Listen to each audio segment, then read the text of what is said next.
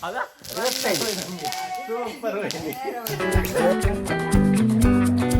guys, welcome back to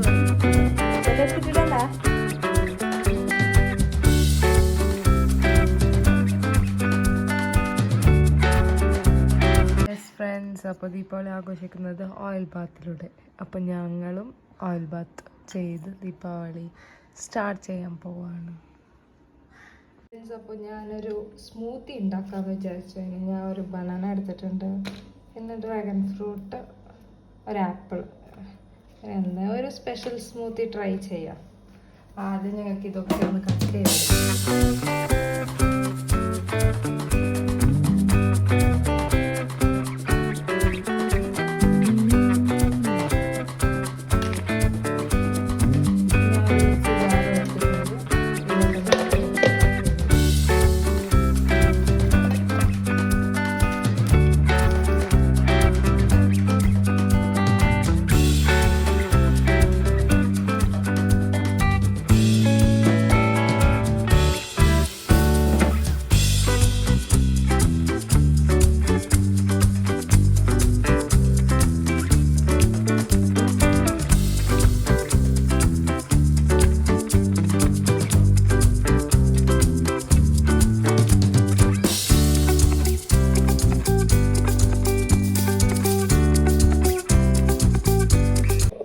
ഇതിലേക്ക് കുറച്ച് dry fruits ഒക്കെ തീർന്നു ഗൈസ്. കുറച്ച് കശുവണ്ടി ഉണ്ട്, അത് ഇടാന്ന് വിചാരിച്ചു. ആകെ ഒരു 2 ആയിരിക്കും, ചെറിയ പീസ്. പിന്നെ ഞാൻ കുറച്ച് മുന്തിരി, ബ്ലാക്ക് മുന്തിരി, പിന്നെ വൈറ്റ് മുന്തിരി സോക്ക് ചെയ്ത് വെച്ചിട്ടുണ്ടായിരുന്നു. അതും കൂടി ഞാൻ ഇതിലേക്ക് ആഡ് ചെയ്യുന്നുണ്ട്. നമുക്ക് കുറേ പാൽ ആഡ് ചെയ്യുന്നത് ഇഷ്ടമല്ല, അങ്ങനെ കുറച്ച് പാല്, കുറച്ച് ഹണി, പിന്നെ കുറച്ച് പഞ്ചസാര ആഡ് ചെയ്തിട്ടുണ്ട്. പിന്നെ കുറച്ച് വെള്ളം ഞാൻ ആഡാക്കുന്നുണ്ട്. ബിക്കോസ് പാല് ഇഷ്ടമുള്ളവർ കുറേ പാല് മാത്രം യൂസ് ചെയ്ത് ചെയ്യാം. പക്ഷെ ഞങ്ങൾക്ക് ഇഷ്ടമില്ല, അതുകൊണ്ട് ഞാൻ പാല് കുറച്ച് യൂസ് ചെയ്തിട്ടുള്ളൂ.